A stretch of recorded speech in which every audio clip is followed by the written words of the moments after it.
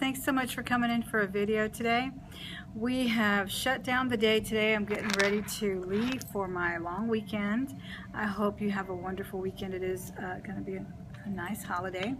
Happy Easter to all of you out there who celebrate Easter. I thought I would finish up with a little tidbit on POSH again, like I had talked about. As you know, today was Autism Awareness Day, so we lit it up blue for autism awareness, and the whole school wore blue, and I've got all my gear on, of course. But that was one of the things I wanted to talk to you about, because I had talked to you about, that kind of plays into what I wanted to talk to you about, where I had mentioned, excuse me, I got something in my eye. I had mentioned that the POSH sale and how to have more sales on your POSH site involved a lipstick. So I'm going to save that for last. First, I'm going to tell you a little bit about POSH MARK, and I'm certainly not going to go into all the details because it's pretty intricate. But let me tell you this. POSH MARK is a fabulous way to sell your items of fashion. It pretty much calls itself a closet, so your items are referred to as your closet, not your store or anything as Etsy does. And the girls that go there, the women that shop there, really know their fashion, really look for certain items, or just get rid of their things. Because you know how us women are, we get tired of wearing the same thing, so we sell and we buy something new. So this is a great way to do that. Now the app is available for Apple or for Android, and it can be used through the app only for listing. You can buy on your computer, and so the app is on a telephone. You have to have a smartphone, and this makes it really convenient for you because you can shoot the pic and upload it immediately. So that's fabulous. The drawback is that you cannot list from your computer. You can look at your store, you can check on your account, and that kind of thing. Not list yet. Now again, this is an Android or an iOS app, so you just download that and you start listing. Now I'll get into some more details on what parties are and that kind of thing, but right now I just want to tell you that it is an app. It works a little bit differently than eBay and Etsy. This is how it works. The buyer is going to pay the shipping charge, and it is $5. So anytime you buy something, if it's a $20 item, you're going to pay $25. Anytime you're going to sell something, you're going to get subtracted 20%. They take a flat 20% off the top right there. So mine is you're pricing your items, and because you know that's exactly what they're going to get. But again, there's a plus to this, because the people that are going to buy your item are looking for it. They're going to they do a little browsing too, like we all do, but they're looking for it. This is a mecca for shopping, so you're going to have a serious buyer. On that note, I would also like to say that the thing with POSH is that you don't use PayPal. You use your credit card, banking institution, in order to make the transaction. So they get all of your information, so that when you find something that you want to buy, you just click buy, and then they automatically deduct it from your account.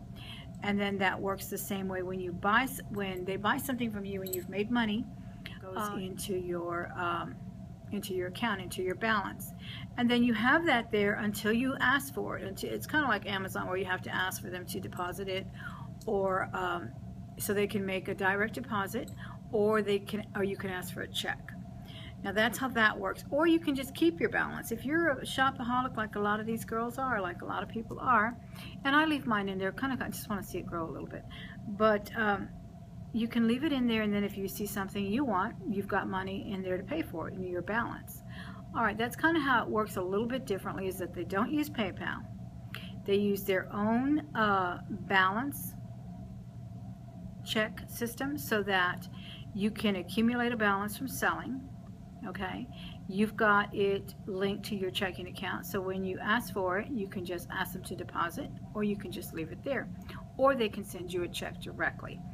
That's how that works. Or you can just keep building your balance, and then pretty soon you've got so much money to spend, and that's great. So they immediately take it out of there if you have a balance. So you can't just say, well, don't touch my balance, I'm going to make a purchase, but let me pay for it. No, it immediately comes from the fund that you have from your balance. Okay, so that's kind of the way the financial part works. 20% off the top goes to POSH. $5 is for shipping. Buyer pays the shipping. Keep all of this in your back of your mind, because you also have to think about bartering. People like to barter, people like to haggle, and I will talk about those two things on the next one. I may have rambled, and I'm sorry. I want to get to the lipstick and pick up a little bit more on that when we get back, because this lipstick was sent to me when I purchased something, and it's a beautiful lipstick. I love it. It's just a Walgreens Wet n Wild, but it's a very pretty lipstick, and it's kind of a neutral that would fit everyone, and apparently was very nice and told me, oh, thank you so much for buying this item. It's going to be shipped to you as soon as I get back from my vacation. So she kind of was apologetic about it, and she said, I'm including a little gift. I was like, okay. So it took about a week to get it, no problem. I wasn't in a hurry to get the item. What I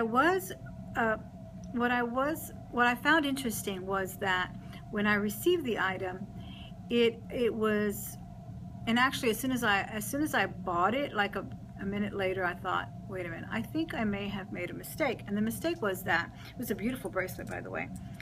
It's this little bracelet that has an autism awareness charm, and I really liked it. But when I saw it, she had it displayed against a backdrop of Michael Kors, I don't know if it was a box or a scarf or something, but it said Michael Kors, the MK.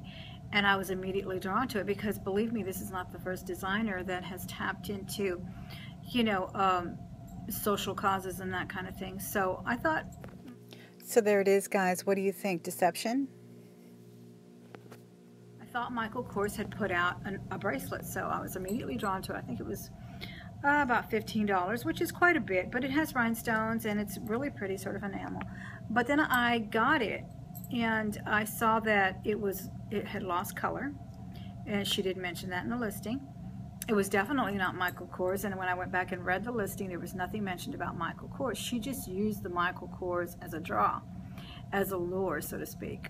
So if this would have been done on eBay, and if she hadn't sent this lipstick and that very nice note in the beginning, I would have not hesitated to return it for not as described. First of all, the Michael Kors banner was deceiving and I'm a seasoned buyer seller. I should have known better. I should read that listing, but again, the listings are so short and cute and curt, you know, and you just have to hurry up and read them. Well, I did, and I was looking for some autism jewelry for this month of April, and I bought it, and I do like it. I'm wearing it today, but it's definitely not worth what I paid for it. I think I overpaid for it. But this goes to show you how customer service can work for you. I actually felt bad. I felt like, oh my goodness, she sent me a lipstick, and really it was my fault, because I should have read the listing more thoroughly and so forth and so on. But then again, I thought, you know, on eBay, this would have been no problem. This would have been a black and white issue. She misrepresented it. She failed to tell me it was discolored already, and I could have easily gotten my money back. But like I said, I still like the bracelet. I'm gonna keep it. I know I overpaid for it, and it's a lesson learned for everyone. First of all, I learned that you really should always thank your customer before you ship out. A little gift like this, I don't know whether she got them on clearance, or, you know, they're probably $1 or so, but this is a really nice gesture. And that's the kind of thing that they do on this site and on Etsy. They tend to send nice little letters, stationery, cards, and they even tell you on the site to wrap them nicely, maybe some tissue, a sticker, that kind of thing. So all that stuff kind of works on this site that is not necessary, or not, pretty much not protocol on eBay. So that's just another tidbit, guys. Stay tuned for more. I am going to talk a little bit more about the warranties and the do's and don'ts as far as dealing with your buyer. Okay, so I'll talk to you very soon. I hope you enjoyed this video on Poshmark. Let me know how you like it with your comments and your thumbs up, and I'll see you then. Have a great weekend. Bye.